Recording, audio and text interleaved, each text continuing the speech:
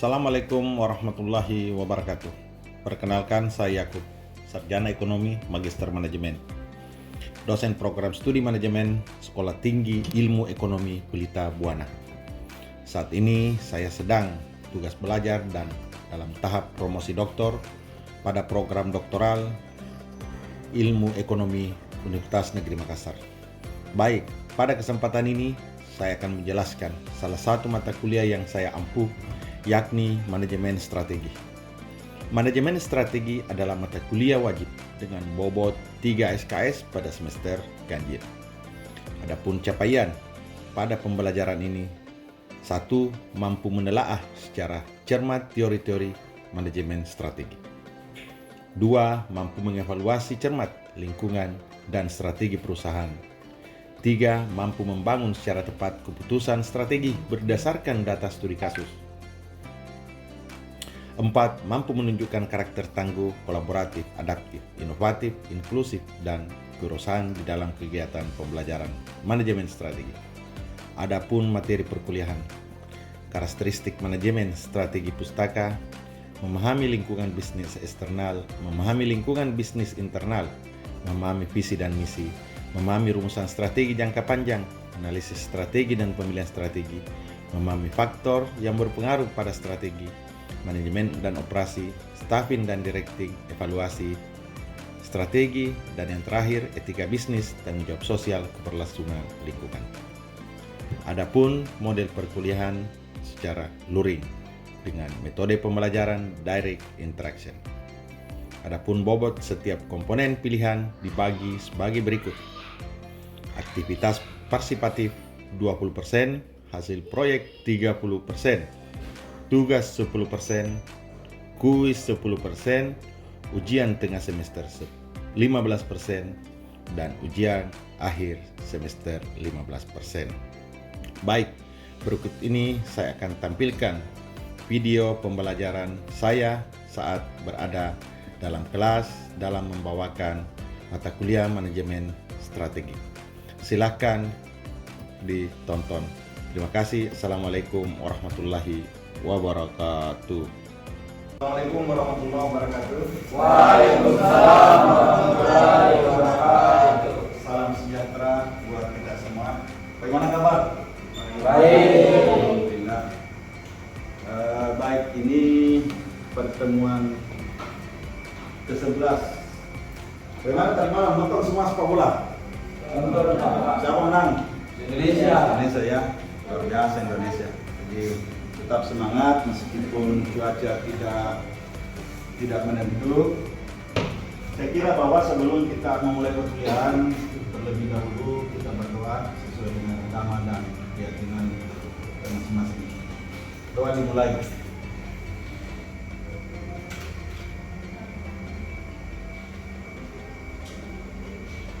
Doa selesai.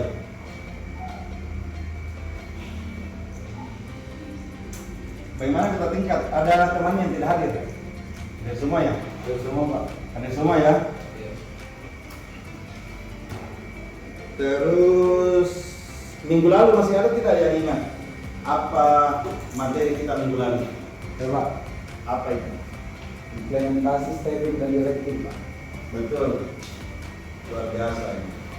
Implementasi strategi staffing dan directing. Jadi pada hari ini materi kita adalah materi yang berkaitan dengan minggu lalu, yaitu implementasi strategi staffing dan directing.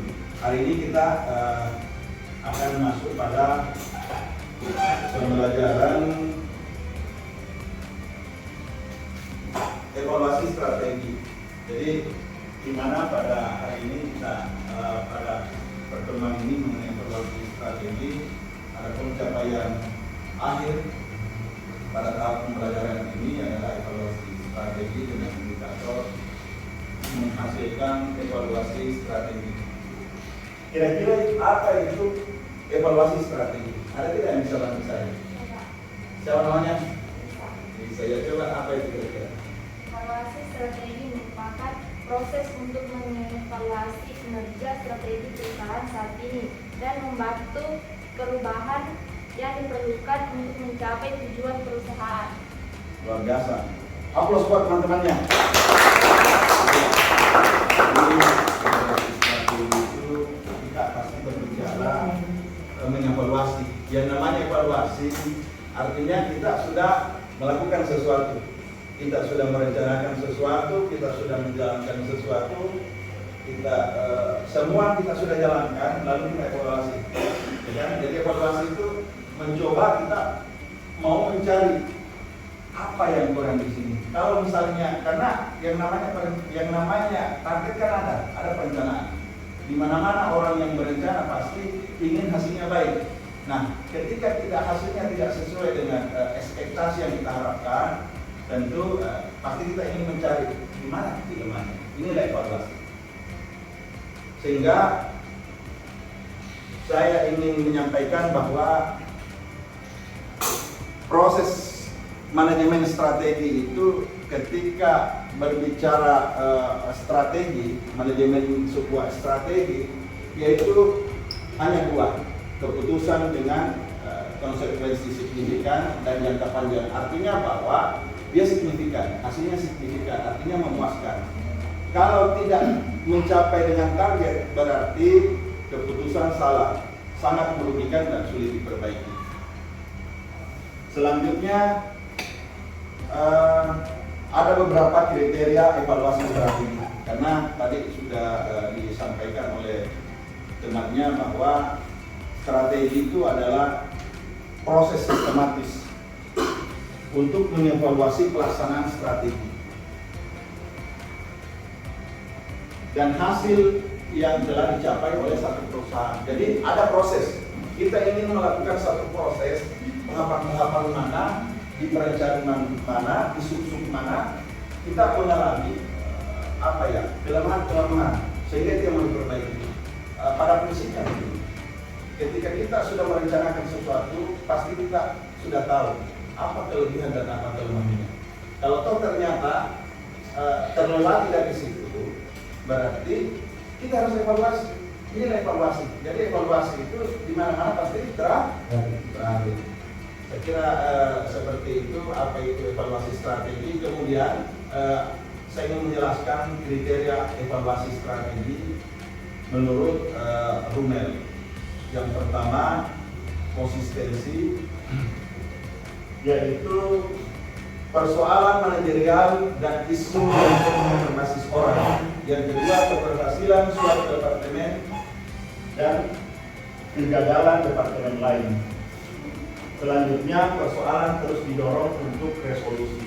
Artinya bahwa persoalan manajerial dan isu cenderung berbasis kepada orang, berarti ada yang salah di perorangannya. Dan yang ketiga adalah persoalan didorong untuk resolusi. Artinya resolusi itu kita mencari, berarti kembali, mencari solusi, mencari di mana titik lemahnya dari satu strategi yang kurang itu. Yang kedua adalah kesesuaian. Perlunya penyusun strategi untuk mencermati sebagai tren. Artinya bahwa strategi itu kita harus melihat dari tren pasar. Semisal begini, kalau kita cenderung melihat sekarang bahwa ada beberapa bentuk-bentuk promosi yang ada di media sosial, terutama di TikTok. Yang paling tinggi trennya sekarang di TikTok. Kadang ada promosi kampus. Ada yang biasa tiba-tiba ditabrak dari motor, langsung jatuh, pegang brosur. Nah itu sekarang lagi tren. Artinya bahwa kita tidak bisa kalah dari kemajuan teknologi.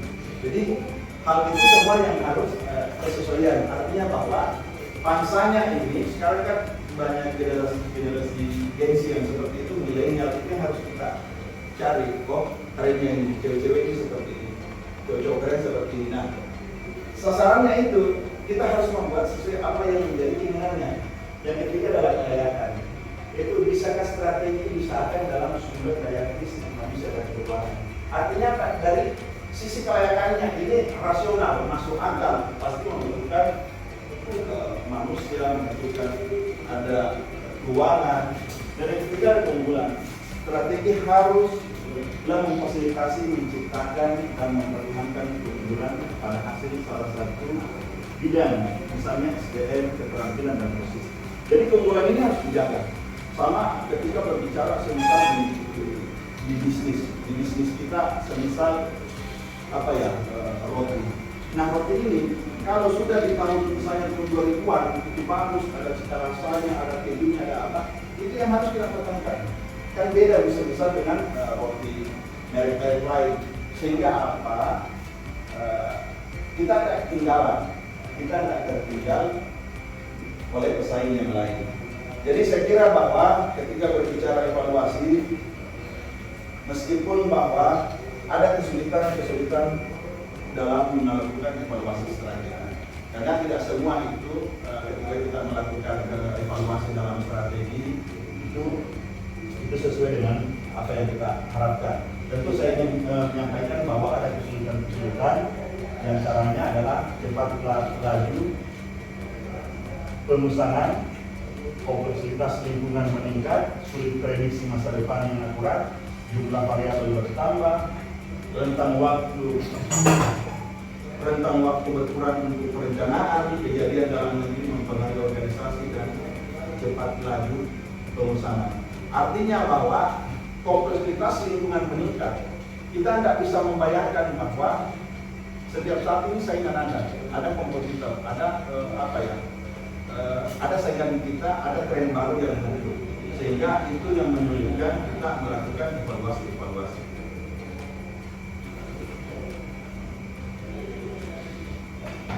Yang ketiga, saya ingin menjelaskan mengenai proses evaluasi energi, yaitu evaluasi strategi. Yang pertama, merangsang sikap kritis terhadap asumsi yang ada. Yang kedua, memicu pengkajian ulang atas tujuan. Yang ketiga, memunculkan kreativitas untuk menghasilkan alternatif. Jadi inilah proses evaluasi. Apa yang menjadi tujuan kita evaluasi? Tentu ingin merangsang sikap kritis terhadap asumsi yang ada. Artinya bahwa kalau semisal ada pimpinan, bahwa pimpinannya sudah seperti ini Pak, sudah bagus. Para bawahan, para karyawan lain itu harus pada saat kita evaluasi harus berani menyampaikan, Pak, saya punya ide Pak, mungkin yang kita lakukan selama ini itu ada kekurangan Pak, seharusnya kita harus tambahkan seperti ini. Tren yang hari ini ada seperti ini Pak, para generasi milenial itu membutuhkan hal-hal yang sifatnya yang modern misalnya. Yang kedua, memicu pengkajian ulang atas tujuan. Nah ini tadi kita mencoba melakukan merevolusi, ingin merubah, ingin memperbaiki apa yang menjadi perencanaan awal kita. Karena di mana-mana bisnis itu perusahaan pasti punya target jangka panjang. Nah, jangka panjang itu bisa saja kita menyesuaikan pada saat kita evaluasi, kita ingin merubah bahwa sekarang tantangannya berbeda sehingga kita harus merubah untuk tetap produktif pada perusahaan kita. Yang ketiga, memunculkan kreativitas untuk menghasilkan alternatif. Nah ini yang paling penting, karena ketika berbicara mengenai pasar itu kita selalu berbicara kreativitas. Nah sekarang ini kita tidak bisa membendung yang namanya kreativitas. Banyak sekarang para YouTuber itu dia mengendorse beberapa produk, itu adalah kreativitas. Seperti kalau di Makassar itu Nabi itu berlagak lucu-lucuan, tapi dia sebenarnya karena kreativitasnya sehingga ada strategi, sehingga ini sebenarnya ingin disampaikan pada saat evaluasi bahwa ada kreativitas. Seharusnya Pak, mungkin kita ajak para YouTuber atau para konten kreator untuk melakukan cara-cara yang baru. Nah, ingin saya sampaikan bahwa evaluasi itu sangat penting, begitu pentingnya untuk kita mengevaluasi apa yang sudah kita kerjakan. Mungkin sampai di sini ada yang ingin bertanya? Ya, mungkin sampai di sini ada yang mau bertanya? Pak. Sebut nama. Baik Pak, terima kasih atas kesempatannya. Perkenalkan nama saya Johan dengan NIM 2022-204. Saya ingin bertanya, sebenarnya begitu pentingkah evaluasi strategi itu Pak? Dan menurut Bapak apa tujuannya? Iya, jadi saya kira bahwa itu sangat penting. Jangankan perusahaan, secara personal saja, secara pribadi kita ini penting melakukan evaluasi diri. Kenapa penting? Agar kita mengetahui kelemahan-kelemahan kita. Sama ketika kita berbicara analisis SWOT. Kelemahan itu harus dirubah menjadi kekuatan. Tantangan itu harus dirubah menjadi peluang. Jadi kita harus tahu, pasar di sana tidak suka cowok yang gondrong, berarti saya harus tidak gondrong misalnya. Nah, pangsa ini yang harus dicari, sehingga evaluasi itu penting. Begitu pentingnya evaluasi untuk memastikan bahwa perusahaan berada di jalur yang tepat untuk mencapai tujuan panjang.